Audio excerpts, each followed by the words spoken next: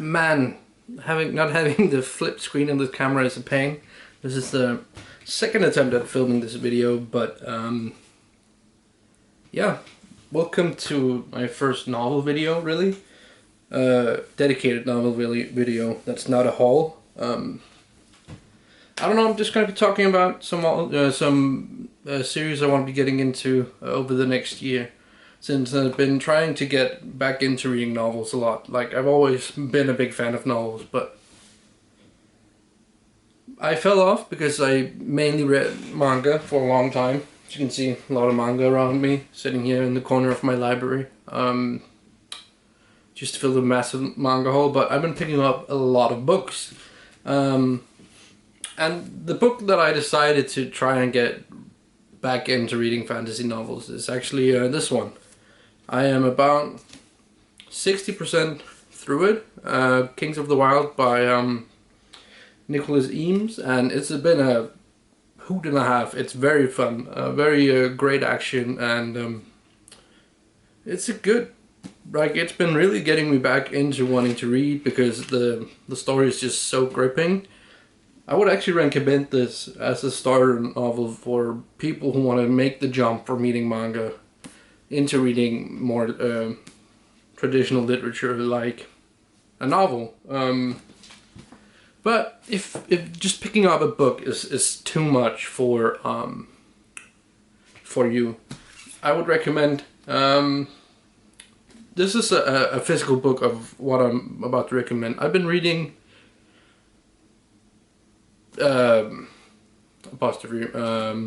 listening to the audiobooks of Percy Jackson and the sequel series, The Heroes of Olympus. This is The Son of Neptune, which is the second book, which I just got started with, and gotta say, audiobooks have really started to grow on me. I used to be very much not a big fan, but I was just not listening to the right books. So I've been listening to a lot of fantasy series from my childhood, like Harry Potter, Percy Jackson, which isn't technically from my childhood other than the horrible movies, but I've also been listening to a series called The Spook's Apprentice, which is a great dark fantasy, I think it's middle grade, so it's not, you know, too complex, but the story is still great and there's a lot of books. Also rest in peace to the author who just passed away this past August.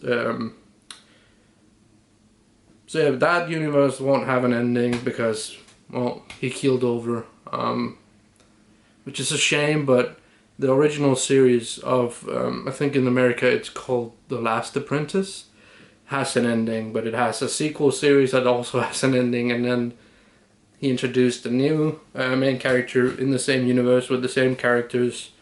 That thing has 4 books, I think. Anyway, that was a weird tangent, but here are 1, 2, 3, 4, 5, 6, 7, 8, 9, 10 series that I want to get into. They're all fantasy, I believe. Yes, they're all fantasy. Some of them are, well, one of them is like modern fantasy. When I say modern fantasy, I mean fantasy that takes place in our world. And then there's, I guess, they call the other thing epic fantasy. It's all fantasy. But yeah, let's just start off. The first series I really want to get into is this one, The Shadow of the Gods. The series is called The Bloodsworn. I have the first 2 books, and I've only heard really good things. And I mean, it's inspired by my own national ethnic background. It's Norse inspired, and I'm from Denmark, so it's going to be hitting close to home with a lot of things and a lot of the myths from my own culture. And I mean, the cover is also just absolutely gorgeous. And the second one is a massive book. I'm not sure why this first one is like a standard paperback size, whereas the second one is an oversized one, which looks a little funny on the shelves, but it is what it is. I'm also gonna be trying to this is a shorter novel. It's called The Color of Magic, and it is the first Discworld novel, and There's like a million of these. Some of them are connected, some of them are not. They're all in the same wacky universe. And absurdist fantasy is something I really want to get into. And since they're so short, you can probably knock this out in a day if you're really dedicated, but 2 days, 3 days.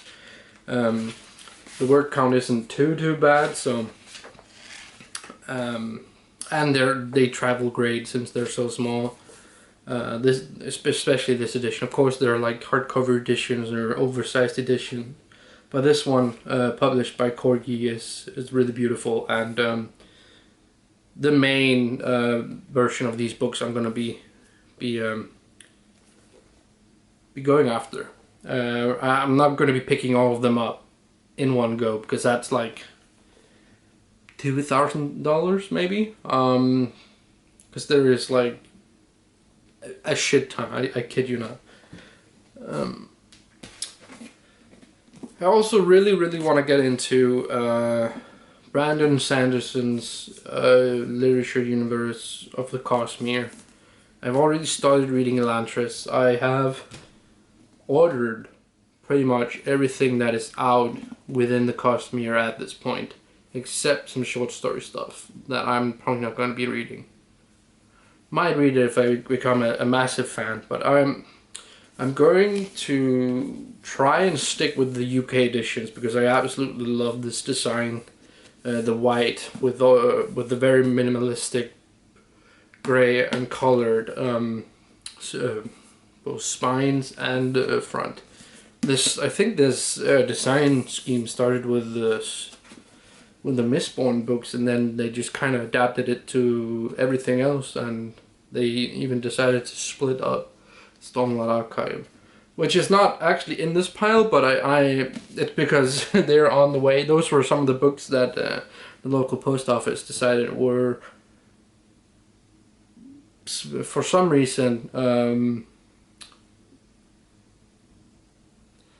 worth taking. I don't know. It's a whole thing, and the handling fees would have been so much compared to what I paid for the books, so I'm just getting a refund. Another series that I really want to get into is, I'm not sure if they call this just the Puppy War trilogy, but that's the first book, so let's go with that. The Puppy War. I've heard a lot of good things about this, heard that it does a lot of interesting things that changed the whole scene for modern fantasy, and I mean, who doesn't love a good game changer? And again, the books are absolutely beautiful, and it's a trilogy, so not gonna be too heavy on the wallet, but nonetheless, it's gonna be a great addition to my library. This is something that I probably shouldn't have bought when I did. Scythe, the first book.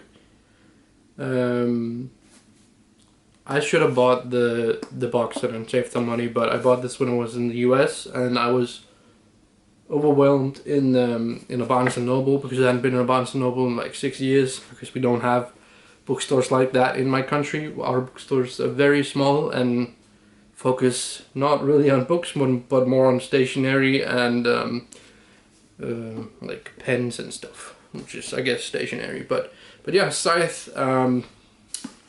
I think this is considered YA. But yeah, beautiful book.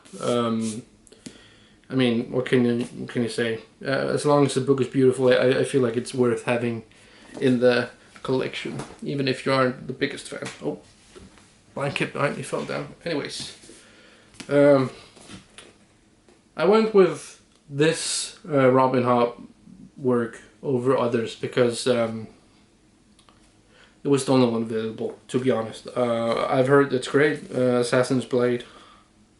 Oh, Assassin's Apprentice. Sorry for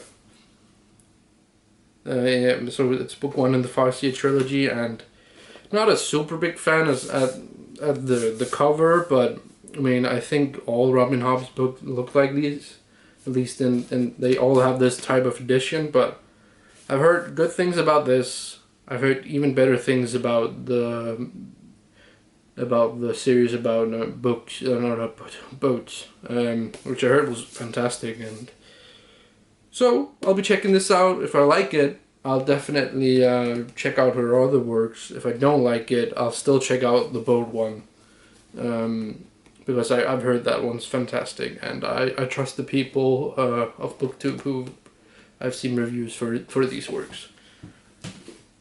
Here we have another absolutely gargantuan series to get into, in a format I'm not really super fond of, but I mean, it saves space, I guess. This is Jim Butcher's Stormfront,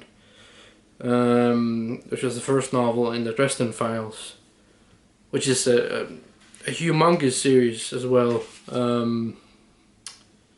Yeah, there are a lot of books, and I mean, it's right up my alley. I really love, I'm really into this type of character, where the main character is like in The Last Apprentice, we have our main character who is getting trained to be a monster hunter. The Witcher, love that.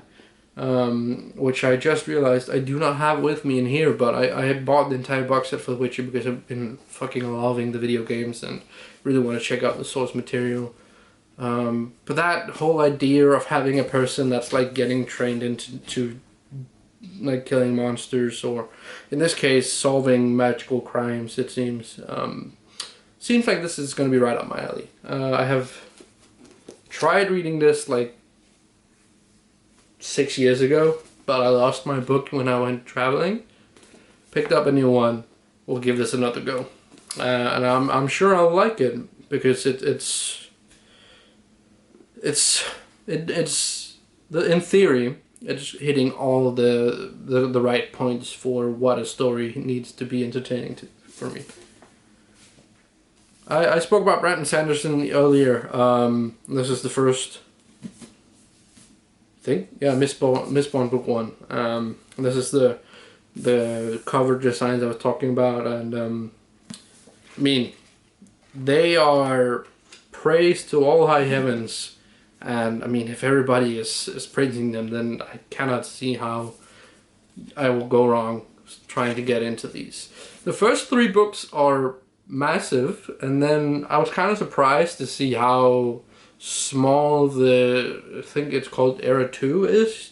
They're all kind of novella sized, not really, 600-page books, but they're all kind of like this size, which was kind of interesting. And I mean, he's going all out on the Cosmere, as I've seen around BookTube, and I'm really excited to see what comes of it. Seems like a genuinely great dude, and I'm sure I'm gonna be loving his works, and I'm gonna be getting into this and The Way of Kings whenever that shows up. I already ordered it from somewhere else because fuck the post office. They don't want to see me winning, so bought it from somewhere else, and it's on the way. What can I say? Another series that's very popular on BookTube, The Lives of Locke Lamora, Gentlemen Bastards, I think it's called. As you can see, I'm very casually into this. I am not super caught up, but only heard good things. Kinda sad that I bought the travel sized ones when I was in the US, because these are not available to be bought here in my country. At least not unless you know someone in the US who can send them to you, which I do, but it's not really worth it. So I might be giving this copy away and picking up the standard sized ones. But yeah, I heard this is supposed to be really good. As I see right now, I'm actually kind of surprised that it's published by Del Rey. They used to publish a lot of manga, but they stopped because it wasn't profitable for them at the time. And the last book in the stack, which is Gideon the Ninth. I saw this book when I was in the US at a Starbucks in a Barnes & Noble, and it ran out because it was Halloween, and this was like their display piece. So I found this at home, not really a big fan of how the cover doesn't cover the entire thing, and that's on purpose.